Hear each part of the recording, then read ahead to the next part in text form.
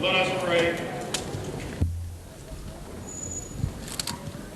God our Father, we thank you for bringing us together to celebrate this very special occasion.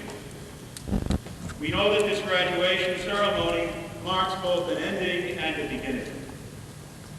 We end today that part of our lives which has been centered in this town and on this campus. But today also marks a beginning. The beginning of a future which will be marked by new challenges and the great excitement of growth and change as we carry to the wider world community what we have learned in this place. Father, we are grateful for what you have already given us, for parents, friends, and teachers, all those who have in any way contributed to these goals we have already achieved. We ask that you reward them for their selfless giving, the gift that has been a sign of your love in our lives. We ask that you continue to help us in the years ahead. Give us always a grateful heart and the courage to move forward, knowing that as you have sustained us here, you will continue to sustain us in what is to come. May we see our varied gifts not as possessions to be jealously guarded, but as opportunities to enrich the lives of others as you have enriched ours. Keep us faithful to our ideals and to you. Help us to build a better community and a better world. We ask all of this in your name. Amen.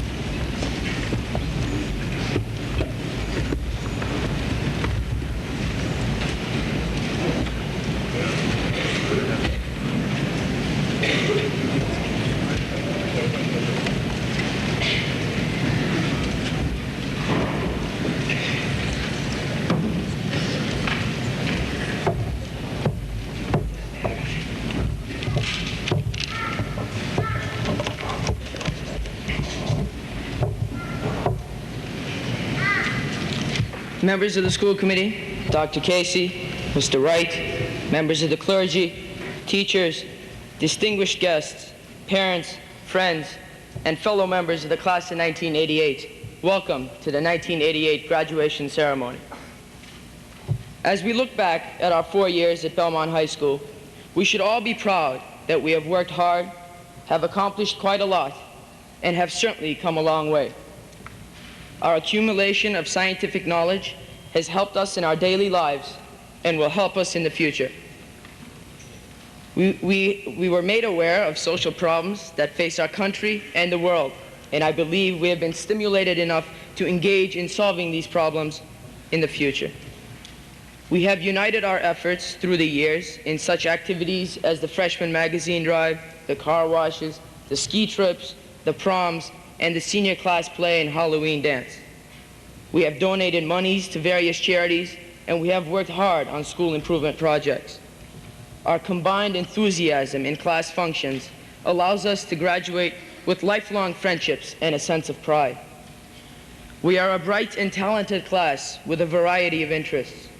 Through the years, we have set many records and won numerous awards, especially this year. I would like to highlight some of these achievements. In athletics, the fall, winter, and spring seasons were all exceptional. In both the fall and winter seasons, 6 out of our 8 teams qualified for postseason competition, and in the spring, 2 of our teams will compete in postseason tournaments. In music, the Blue Concert Band, the orchestra, the jazz band, the concert choir, and the madrigal singers all won awards in national competition. In drama, Belmont High School's production of Story Theater achieved 4th place out of 15 schools that made it to the state level of the Massachusetts Drama Festival. In art, 4 members of our class were Boston Globe Scholastic Art Award winners, and 2 were chosen for national judging. Academically, 8 members of our class were National Merit finalists, and 15 were commended students. And 91% of us will be pursuing further education. 18 years ago, when most of us were just born, and when this high school first opened, there was a dream of producing great students. I believe that dream has become a reality. Fellow members of the class of 1988, we should all maximize our talents, pursue our interests, take part in our governmental process, and most importantly, be happy with our lives. On behalf of all the graduating students, I would like to thank the administration and the teachers, and I would like to thank the class of 1988. It has been a tremendous honor serving as your class president for 4 years.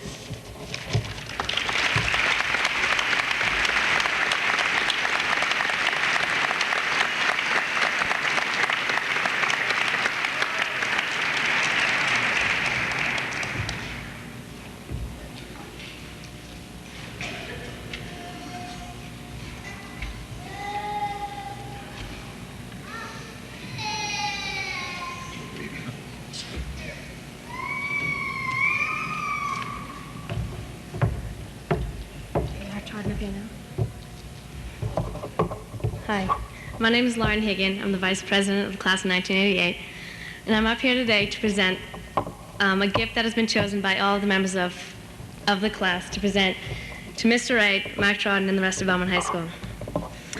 There is no gift that the Class of 88 could give to Belmont High School that could even begin to measure up to what has been given to us.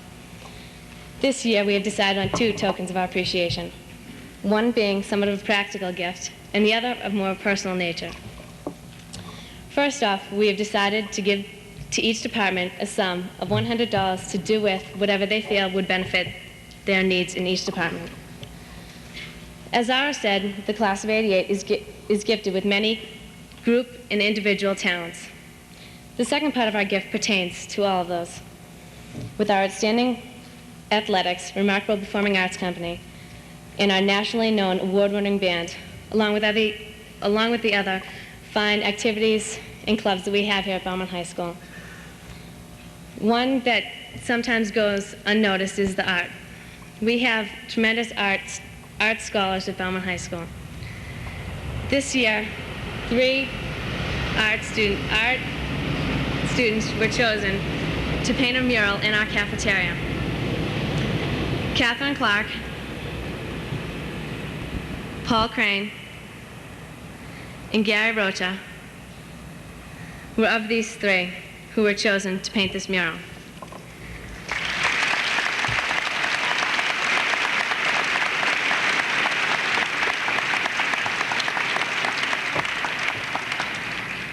So we would like to present to you Mr. Wright,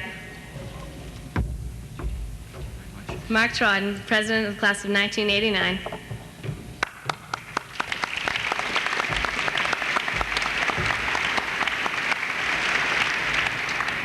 and everyone at Belmont High School, the small donation to the departments and this mural, which can be seen for years to come, that will symbolize the uniqueness of Belmont High School's Class of 1988. Thank you.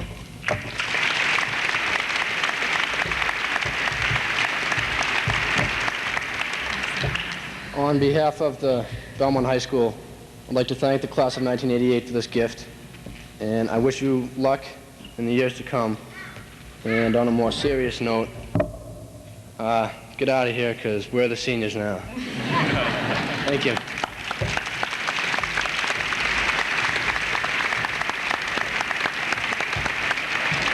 Just a quick note to go out of sequence. There'll be an unveiling of the mural right after the graduation ceremony in the cafeteria, so anyone who would like to join us and to participate in that unveiling, we would love to have you there. Thank you.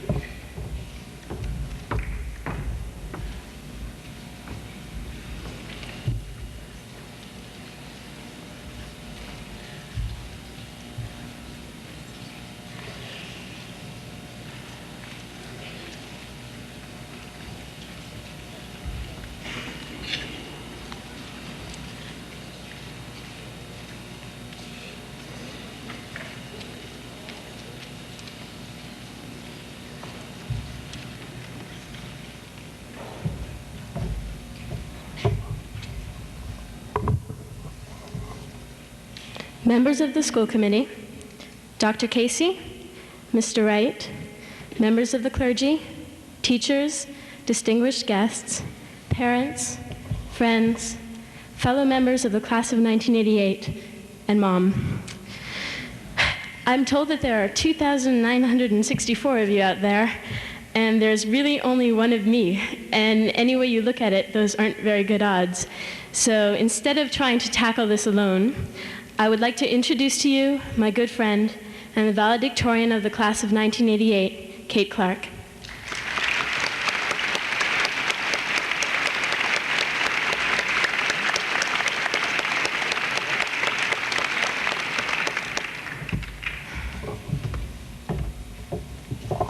Thank you.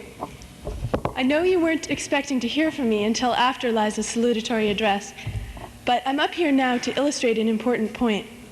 We'd like to talk to you today about one of the most important things you can learn in your 12 years of public school, and it has nothing to do with conjugating French verbs or learning all the bones in the human body. We'd like to talk to you about friendship and the art of dealing with other people. I can remember when it first occurred to me that there was such an art. It was in second grade. Our teacher asked those who were buying milk to stand so she could count them, and then she did the same for those who were buying lunch. Now, I had not yet grasped the concept that milk came with lunch, and wanting milk, I stood up for both. This was obviously the wrong thing to do, because I've never been laughed at so loudly by so many people, and some of you probably remember that. I realized then that the love of others was not unconditional, as was my mother's, and that I would have to learn how to fit in, and I would have to learn the art of dealing with other people. Of course, the real problems start in middle school, better known to us all as Social hell. When I was in 8th grade, I was frantically engaged in the attempt to make everyone love me, but I was really bad at conforming. I'd like to attribute this failure to some inner need to stand out, but the fact is I was just really inept at conforming. And after spending months trying to befriend a certain classmate, I one day got the idea in my head that not only did she hate me, but she was lurking outside the blue door waiting to pounce on me at 3:05. When the bell rang, I was out of the door and in my own house before my heart had a chance to resume beating. I had tried so hard to make this girl like me. What on earth had I done wrong? It occurred to me only much later that often two people are simply not compatible. For someone to be friends with everyone, to have no clashes with other personalities, that person's character would have to be incredibly ill-defined. In addition, I realized that there are people with whom you do not want to be friends. I decided that your enemies are just as much a part of who you are as are your friends. Then, of course, there was the freshman crush. We all have it. I had it worse than most. He was the perfect senior. I won't go into the details of my suffering, but suffice to say, I could not look him straight in the eye and have a coherent conversation, which I discovered after several humiliating attempts. It took me about 8 months to put everything in perspective and to realize that he was only human. This was a gradual discovery, and it was accompanied by increasing ease in talking to him and getting to know him. The less vital he was to my life, the easier it became to incorporate him in my life.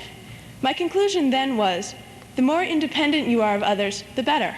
These experiences in 8th grade with the girl who wanted me dead, and in 9th grade with the boy Kate wanted, Very much alive. demonstrate that it is important to deal with other people, but on your own terms. Perhaps we've all realized that peer pressure and the desire for acceptance should not dictate our actions. The first consideration is remaining true to yourself. In dealing with others, there is definitely an aspect of looking out for number one. However, this is true only some of the time. First, there are certain things you owe other people in your dealings with them, certain games you can't play on your own terms. I'm talking about the idea of courtesy. In these days of heavy traffic and the competitive edge, courtesy is a fast-fading ideal, but it is something that creates a bond between strangers as well as between friends. It is a fundamental respect you can pay to other human beings, and it is peculiar to human beings. In a traffic jam, or even in a business dealing, courtesy may not be necessary for the transaction at hand. But without it, we may just as well be ants on an anthill. For the first time this year, I heard a teacher hurling insults at a student who presumably had been giving the teacher a hard time. Whatever other purposes the insults may have served, they were dehumanizing the student, saying, "I don't respect you enough to let you into this common bond of courtesy that separates human beings from animals." Whether dealing with a friend, an enemy, or a stranger, no one has the right to dehumanize another person like that. But again, courtesy is not the most important thing that we've learned in high school. If the story did end with independence and courtesy, we would not be standing up here together. We'd like to read to you an excerpt from The Little Prince by Antoine de Saint-Exupéry, which we think illustrates the most important aspect of relations between people. To explain, the Little Prince lives on a house-sized planet consisting of 3 small volcanoes and a rose, to which the prince has become very much attached. However, he is still lonely, so the Little Prince has come to Earth to seek friends.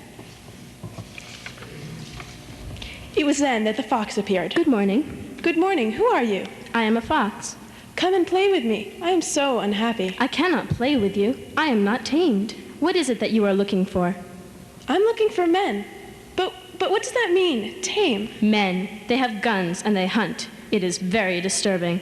They also raise chickens. These are their only interests. Are you looking for chickens? No, I'm looking for friends. But what does that mean, tame? It is an act too often neglected. It means to establish ties. To establish ties? Just that. To me, you are still nothing more than a little boy who is just like 100,000 other little boys. And I have no need of you, and you on your part have no need of me. To you, I am nothing more than a fox, like 100,000 other foxes. But if you tame me, then we shall need each other. To me, you will be unique in all the world. To you, I shall be unique in all the world. I'm beginning to understand. There is a flower. I think that she has tamed me. My life is very monotonous. I hunt chickens, men hunt me. All the chickens are just alike, and all the men are just alike, and in consequence, I am a little bored. But if you tame me, it will be as if the sun came to shine on my life. I shall know the sound of a step that will be different from all the others. Other steps send me hurrying back underneath the ground. Yours will call me, like music, out of my burrow. And then look, you see the grain fields down yonder? I do not eat bread. Wheat is of no use to me. The wheat fields have nothing to say to me, and that is sad. But you have hair that is the color of gold. Think how wonderful that will be when you have tamed me. The grain, which is also golden, will bring me back to the thought of you, and I shall love to listen to the wind in the wheat. The fox gazed at the little prince for a long time. Please, tame me? I want to very much, but I have not much time. I have friends to discover and a great many things to understand. One only understands the things that one tames. If you want a friend, tame me. What must I do to tame you? You must be very patient. First, you will sit down at a little distance from me, like that, in the grass. I shall look at you out of the corner of my eye, and you will say nothing. Words are the source of misunderstandings.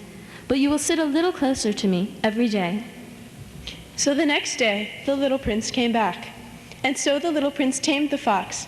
And when the hour of his departure drew near... Ah, I shall cry. It is your own fault. I never wished you any sort of harm, but you wanted me to tame you. Yes, that is so. But now you're going to cry. Yes, that is so. Then it has done you no good at all. It has done me good because of the color of the wheat fields. Go and look again at the roses. You will understand now that yours is unique in all the world. Then come back to say goodbye to me, and I will make you a present of a secret. The little prince went away to look again at the roses. You are not at all like my rose. As yet you are nothing. No one has tamed you, and you have tamed no one. You are like my fox when I first knew him. He was only a fox, like 100,000 other foxes, but I have made him my friend, and now he is unique in all the world. And the roses were very much embarrassed. To be sure, an ordinary passerby would think that my rose looked just like you. But in herself alone, she is more important than all the hundreds of you other roses, because it is she that I have listened to when she grumbled or boasted, or even sometimes when she said nothing, because she is my rose.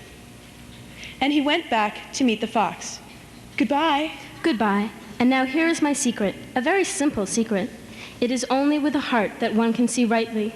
What is essential is invisible to the eye. It is the time you have wasted for your rose that makes your rose so important. Men have forgotten this truth, but you must not forget it. You become responsible forever for what you have tamed. You are responsible for your rose. There is a whole new world of things to be understood from the friends you make, and only from those friends. The 8th grade menace, the 9th grade crush, they were people who had not tamed us and whom we had not tamed. And that is fine. Taming is not meant to occur among all the thousands of roses and princes and 8th graders. There, courtesy will suffice. But the world you discover from those you have chosen to tame cannot be discovered any other way. Although time spent with friends is sometimes perceived as unproductive, as the fox said, it is the time we have wasted on our roses which makes them so important, and which leads to new understandings. Using friendship to develop understanding need not threaten independence or sacrifice self-integrity. After all, what the fox gains does not place him on the planet of the little prince. It broadens and enriches his world by adding a whole new dimension to the wheat in the fields. Casual friendships are common, but true taming friendships aren't. Perhaps school is where they're most prevalent. But beware of losing this as you go into the world. Don't say, as the little prince said, I want to tame you, but I have not much time. I have friends to discover, and a great many things to understand. We've all had a great many things to do and understand in these past 4 years. But think about it. The most important things that you've learned from your friends. How to celebrate, how to apologize, how to immerse yourself in someone other than yourself. Not everyone is meant to be friends with everyone else. You do learn as much about who you are from your enemies as you do from your friends. Remember that too much concern with the opinions of those whom you have not tamed and who have not tamed you can result in self-diminishment. But more important than knowing how to deal with those who haven't tamed you is allowing yourself to waste time taming others, because that is the way you grow, not just as a student or as a professional, but as a person. And that's really why Liza and I are up here together. Thank you, good luck, and goodbye.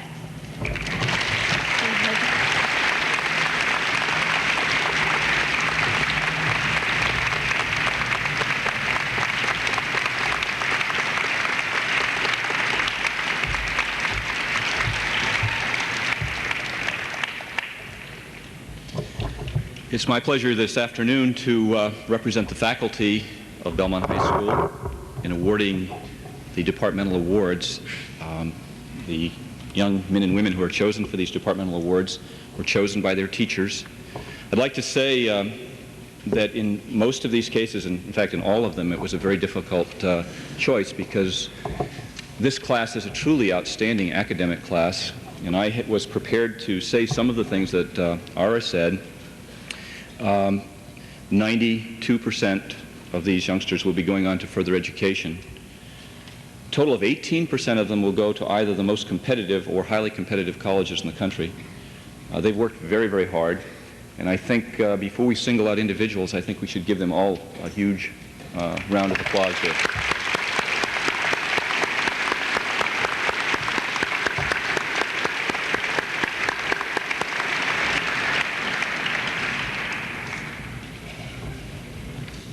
The young woman who will be receiving the Art Department Award ranks number 7 in her class.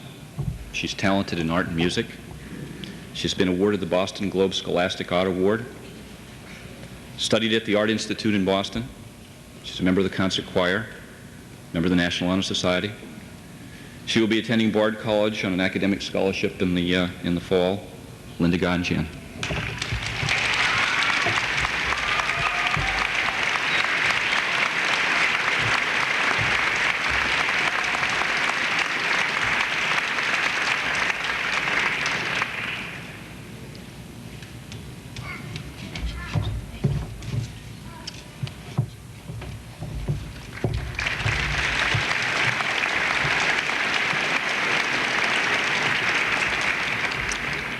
The young woman who will be receiving the Business Department Award is ranked in the top 20% of her class.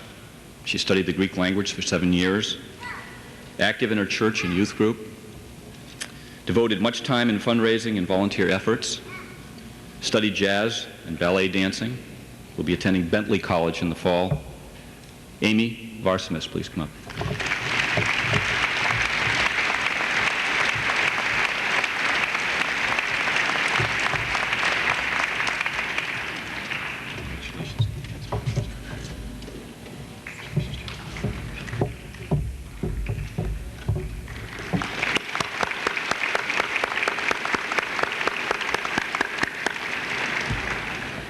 The English Department Award goes to a young woman who has exceptional talent in music, art, and academics.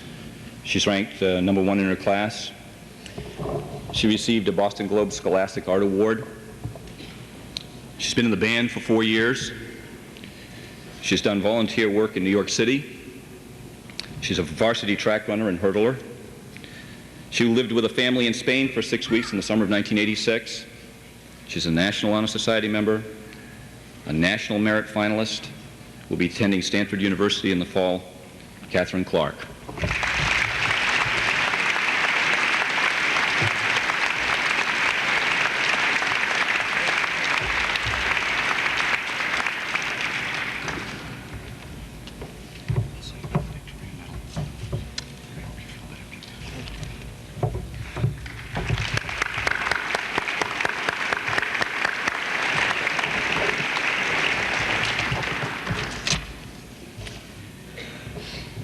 The Foreign Language Department and Science Department awards go to the same young woman. She's one of the top musicians in the Greater Boston area. She plays the oboe. She's a member of the Greater Boston Youth Symphony Orchestra and the Youth Philharmonic Orchestra of the New England Conservatory. She's active in drama and theater productions. She's the editor-in-chief of our school newspaper, a merit finalist, ranked number 2 in the class, and will be attending Yale University in the fall. Liza Goitin. I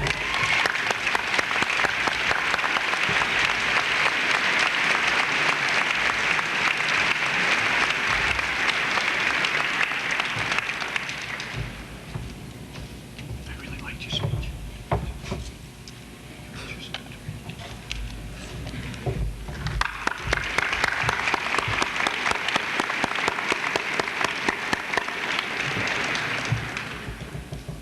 The Mathematics Department award goes to a person who's ranked number 8 in the class, member of the marching band, member of the Belmontian Club, member of the National Honor Society, on the yearbook staff, peer leadership program, junior member of Belmont's Women's Club, involved in indoor track, will be attending Harvard University in the fall. Satoko Kishi.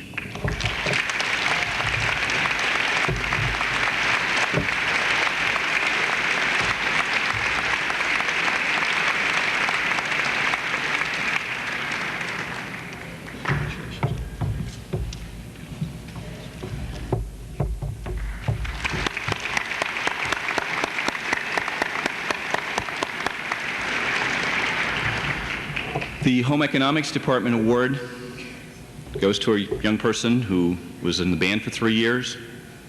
She's a volunteer worker in a daycare center. Won an award as the top home economics student in her junior year. Excels in child development and clothing.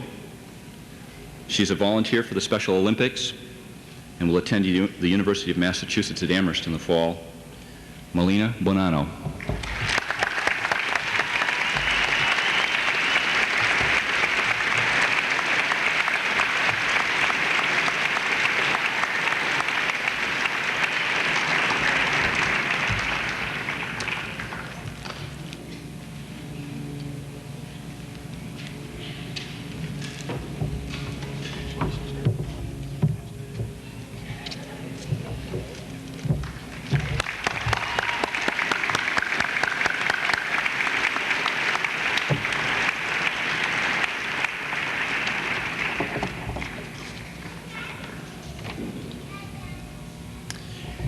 The Industrial Arts Award goes to a young man who is the class treasurer, president of the Belmontian Club. He's been a student advisor to the SAD program, member of the peer leadership program, varsity tennis player. He's on the yearbook committee.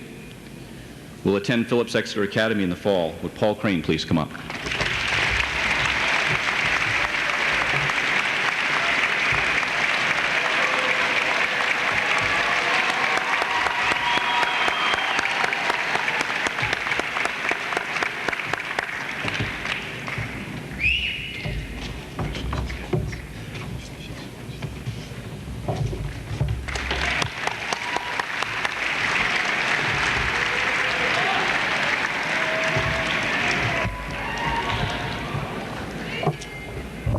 The next award is for the music department.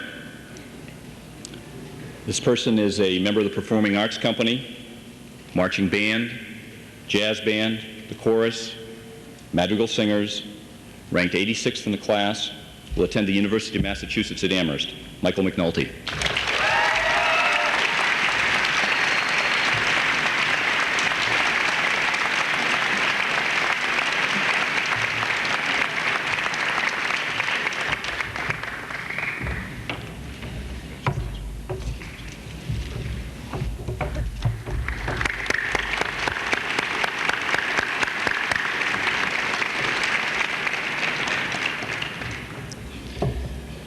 The Physical Education Award goes to a member of the National Honor Society, a person who played varsity field hockey, was the captain, Middlesex League All-Star for 2 years, on the varsity softball team, a member of the French Club, ranked 23rd in her class, and will be attending Boston College. Marilyn Wang.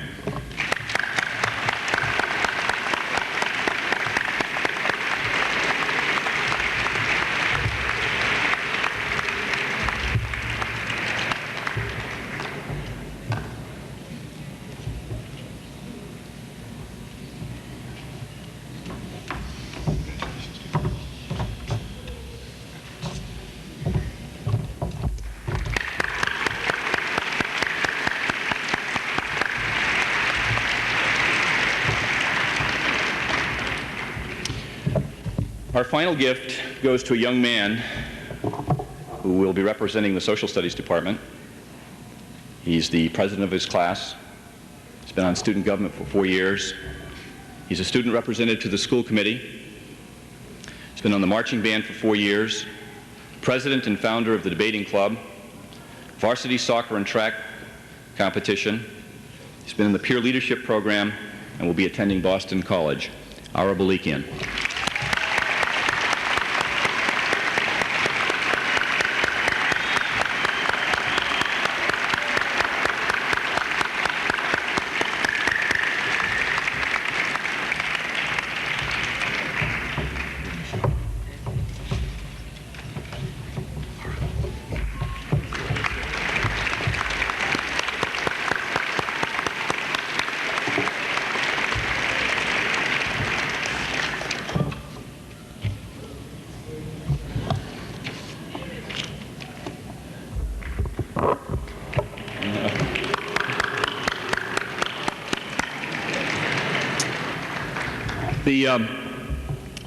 It's always a special time to observe a graduation. I think Father Kopp's opening statements were highly appropriate. This is indeed a passage from one time and space to the next time and space. We are not very good in our society in documenting passages. I think in some ways passages are very confused, but this is the one real passage that happens to most young people in our country, a high school graduation. And it is, in a very measured way, the transition from your youth to adulthood. And I can't help saying a couple of things about that. One of them is to sort of share with you something that I read in the newspaper, the student newspaper that was just published, because it makes me feel very, very good as a principal of this school and principal of this class. And it goes like this. Thinking back on my 4 years at Belmont High School, I realized it went by so fast. And as I look deeper and remember specifics, there isn't much that I would change. We are very lucky to have gone through a high school that has an outstanding academic reputation, but what is on the inside is what's most important. We've had the pleasure of having faculty and administration that care about us. They not only teach us, but they become our friends. I think that article written by Lori Nahigian, our vice president, would make any principal proud of his school, and I'm extremely proud of these young people, and I'm extremely proud of what we're able to accomplish with them here. I think that this class represents our future, the future of our country, and I think that they will represent us well. And there are very, very many outstanding people in this group. There's another article in that same paper written by Liza Goitein, and I think that this actually leads into what I want to say very quickly. She wrote, "We face one more obstacle before leaving our secondary school years. What to make of this whole graduation business? Is it such a momentous thing, a thing we have been geared towards for so long, that it is impossible to think of it as just another event in the progression of life? Every graduating senior inevitably tries to find some meaning in today's ceremony. And I hope that you do that today, because this is not a time just to let pass frivolously. This is an important passage. This is a beginning, it's an ending, and I'd like to share with you a very short poem which I think, well, actually two poems which capture this idea. One poem is about the past, and the other is a little bit about the future. First one was written by Kenneth Patton, and it says, "This is a house, this house here that we have been for 4 years, for the gathering of nature and of man in nature. It is a house of friendship, a haven in trouble, an open room for the encouragement of our struggle. It is a house of freedom, guarding the dignity and worth of each person. It is a house of freedom. It offers platform for the free voice for declaring, both in times of security and danger, the full and undivided conflict of opinion. It is a house of truth-seeking, where the scientist can encourage the devotion of his quest, and the mystic can abide in the brotherhood of searchers. It is a house of art, adorning its celebrations with the melodies and handiwork of man. It is a house of prophecy, outrunning times past and times present, in visions of growth and progress. This house is a cradle for all our dreams and the workshop of our common endeavor. And now you must leave and go to other houses." There's a wonderful poem that ties all that together in my mind and gives you, I think, the perspective that you should have when you leave here. And it's a poem by Walt Whitman called "The Song of the Open Road."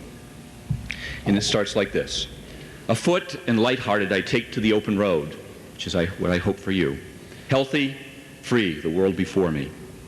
Henceforth I ask not good fortune, I myself am good fortune. Strong and content I travel the open road. I inhale the great draughts of space, the east and the west are mine, and the north and the south are mine. All seems beautiful to me. I can repeat over to men and women, you have done such good to me. I would do the same to you. Whoever you are, come travel with me.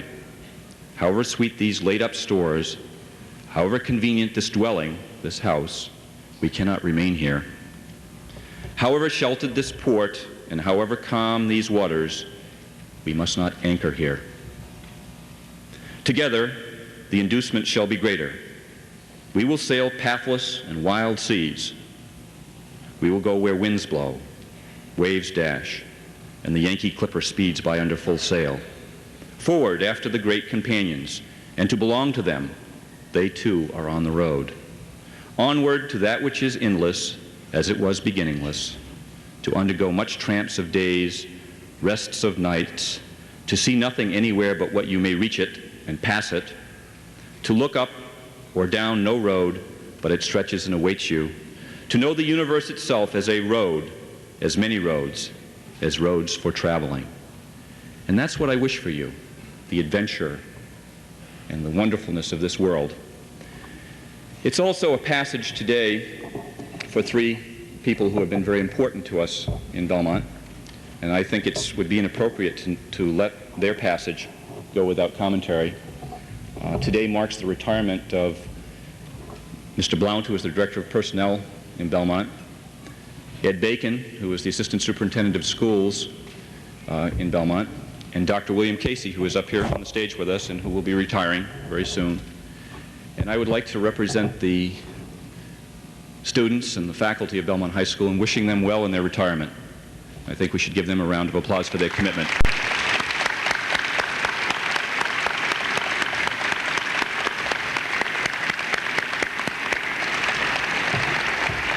We now have a special piece of music which will be sung by our concert choir, or members of our concert choir, and it is dedicated to all people who are in the process of making passages, but especially to the class of 1988. If the concert choir members could come forward, please.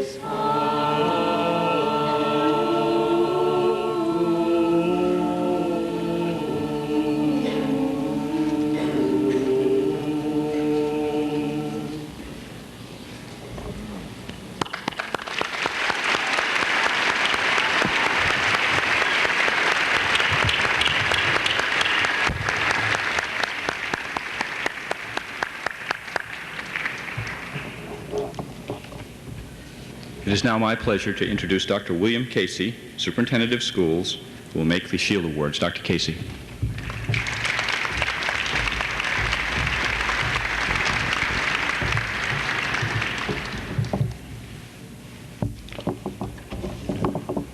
Mr. Wright,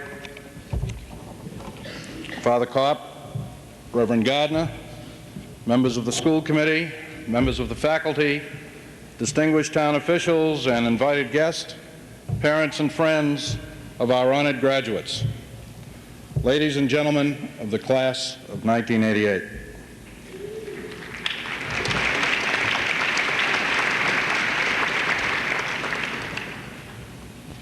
Just a quick reference to your rendition by the concert choir. I have to say it's a delight to hear the Irish hymn. For a little while, I thought you would be up singing "I'm Forever Blowing Bubbles."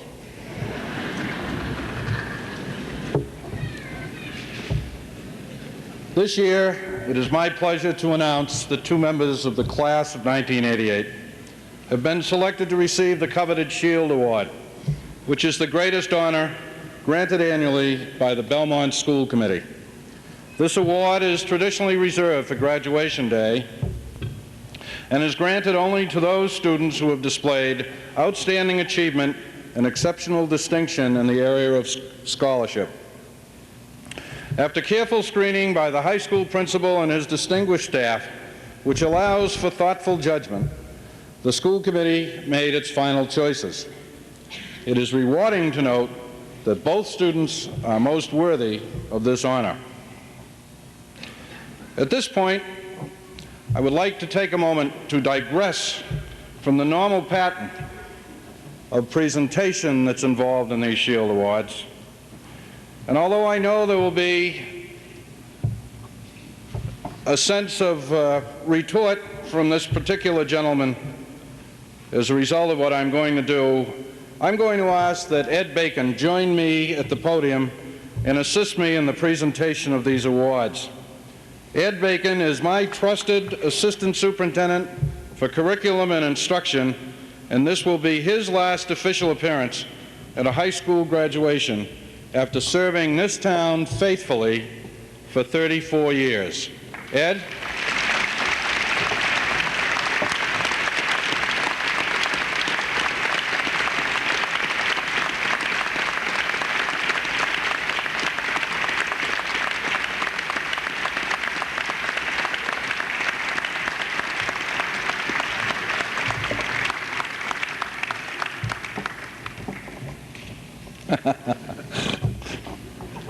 I'm glad Ed isn't speaking after what he just said. The first recipient is a young person of multiple talents and has made a variety of significant contributions to her class and to this high school.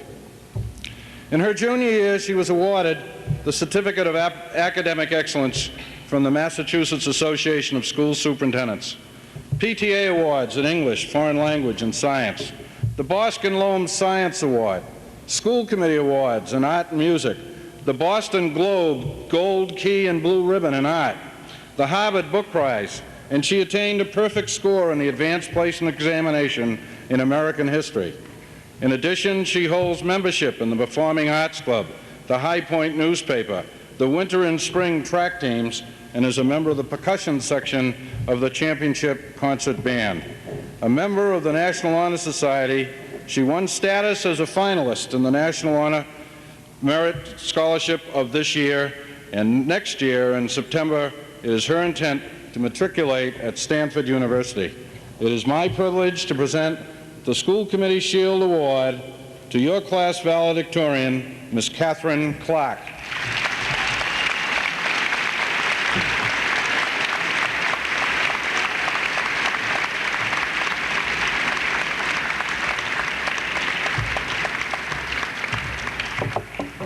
Catherine, congratulations. I enjoyed our trip.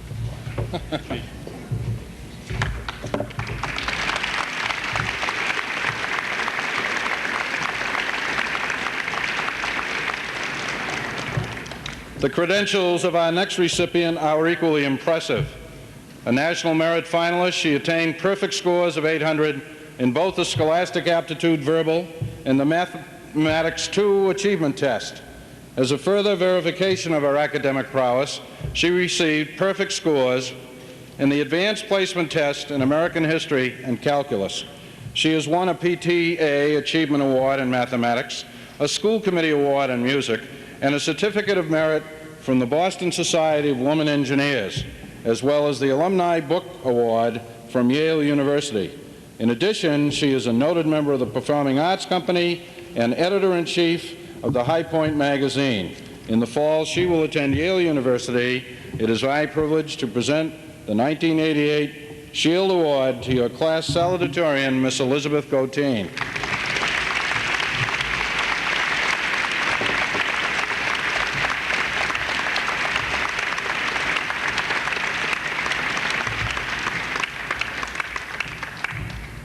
Congratulations, Lisa. Thanks, Ed.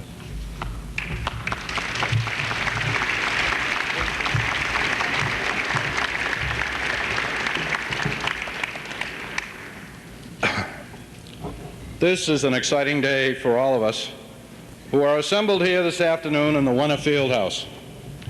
But above all, it is a moment of great significance for the young men and women who comprise this great class of 1988 at Belmont High School. When I first came to this town in 1977, most of you were scattered in various second-grade classrooms lodged in the 6 elementary schools which were then in operation. Over the years, you have coalesced into an outstanding group with your own identity, with a commendable and considerable list of achievements, with defined goals for the future, and with an innate sense of caring and concern one for the other. Much of this you have accomplished alone, and this is one of the great joys of the wonderful process that takes us from childhood to young adulthood. You have been tested and challenged in many ways, and many of these encounters over the past 4 years have required you to perform at the highest level in order to achieve and enjoy many moments of triumph, as well as to overcome occasional incidences of turmoil. The role of a strong and effective public school system is to provide a variety of educational and other related experiences that allow each student to achieve independence, both scholastically and socially. In years to come, you will reflect back on the quartet of years spent in this building, and you will remember the leaders of your class in academics, in athletics, in music and art, in service to others. And just as vividly and more importantly, you will remember your classmates for what they meant to you, and how together you emerged as a graduating class that is so worthy of our attention and praise. At the same time, I ask this class of 1988 to take a moment and look at those who sit in the grandstand and on this stage, and at those who stand as a perimeter to this occasion, and to recognize that all of us are here today because of our innate pride in you and in this important moment in your lives. The famous French author Montaigne once noted, "We are all of us richer than we think we are."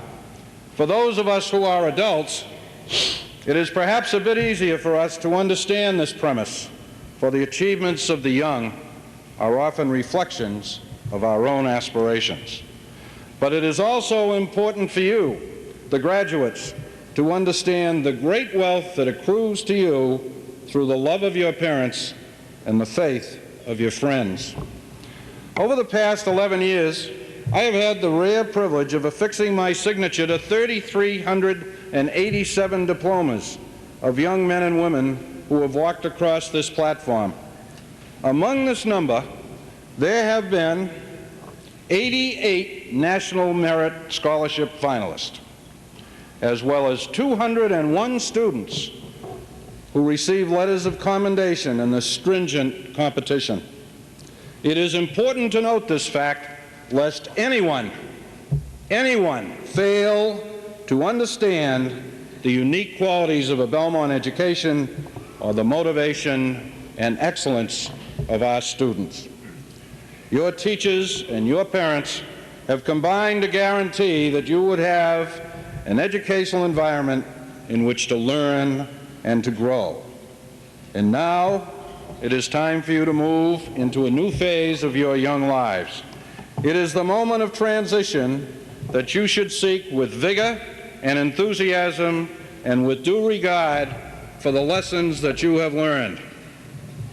Indeed, I must admit, there will always be a special place in my heart for this class, since this occasion essentially serves as a moment of transition for me as well. I enter this new phase with great respect for this community and its people, with great pride in my association with the school system, and with deep appreciation for having had the privilege of sharing these past 11 years with the class of '88.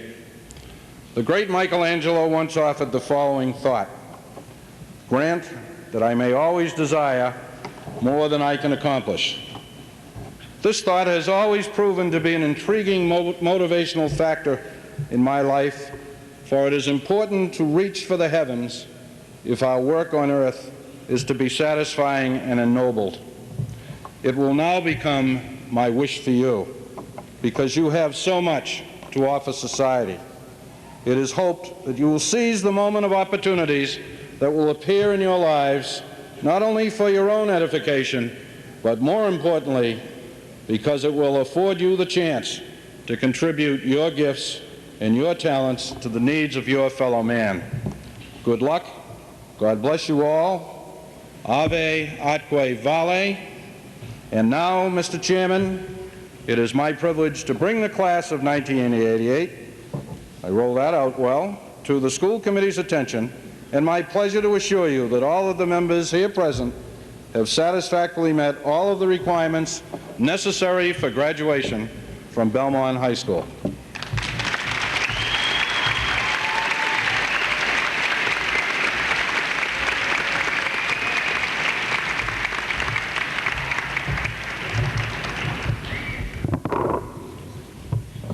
Reverend clergy, fellow members of the school committee, Dr. Casey, Mr. Wright, other school administrators, friends, and happy and proud parents, and finally, members of the graduating class of Belmont High School 1988. One of the pleasures of being the chairman of a school committee is to get the honor to speak to the graduating class each year. And in that right, you have the opportunity to prepare an 8 to 10 minute speech. But you are fortunate in that my wonderful wife interceded, and she said that would be too long, people don't want to listen to you, so we'll cut it to 5. I said, okay. I did that. I cut it to 5 minutes, and then my 2 daughters who were still at home, who are recent graduates, not only here but of other institutions, said, Dad, all those kids want to do is come up on this stage, get their diploma, go home to their parties, open up their gifts, especially the envelopes, and count their loot.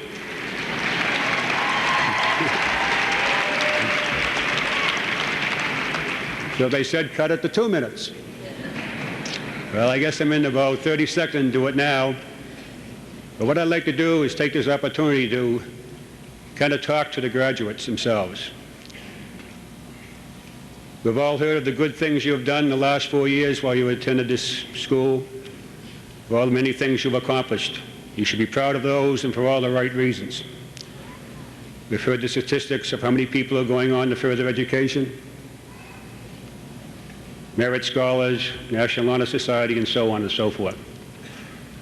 But for those of you who are going on, the next 4 years are going to be really a transition period for you. And what I'd like to do is offer a few of my thoughts from someone who's been there before.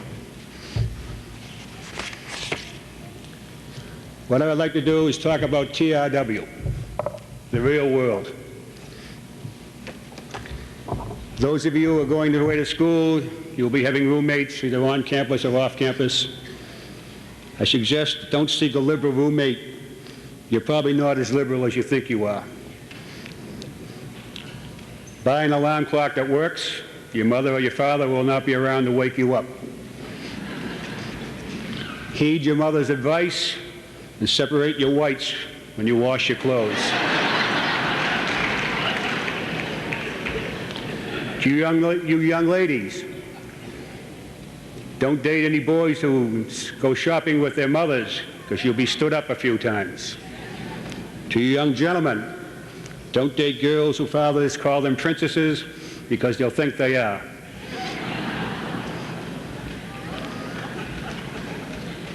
Remember that a $5 haircut lasts just as long as a $15 haircut. If you screw up, admit it. Learn patience. If you are lonely, your parents are only a collect call away. And finally, I believe that the world is not as bad as some people think it is. There are a lot of good things going on out there. I suggest that you look forward with confidence. And as you look forward, and when you have a chance to pause, I think that you should remember your faculty and all those teachers who have touched your lives, and especially remember your parents. So when you look back with gratitude. Congratulations, good luck, Godspeed.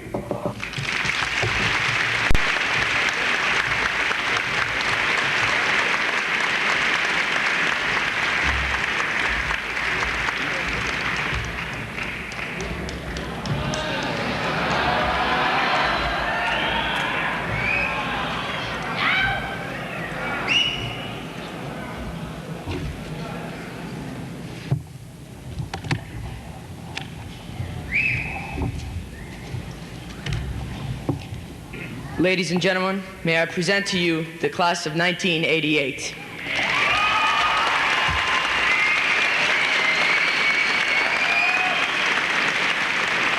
Richard Francis Shea.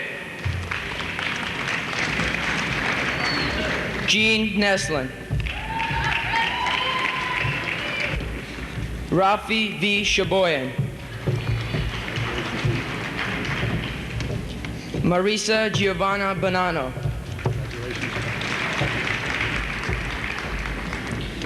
Timothy Francis Killalay. Doreen Marie Dolovo. Congratulations, good luck. Jono V. Karemian. Congratulations, good luck. Lakshmi Nayak. Congratulations, good luck. Derek Mark Johnson. Kara Robbins Huntley. Congratulations, good luck. Jason Lewis Kennedy. Congratulations, good luck. Laura Zuccarello. Congratulations, good luck. Rodri William Davies. Congratulations, good luck. Felicia Elena Regano. Congratulations, good luck. Jonathan Ross Gilbert. Congratulations, good luck. Juliet Nadine Richardson. Congratulations, good luck. Paul Edward MacGyver.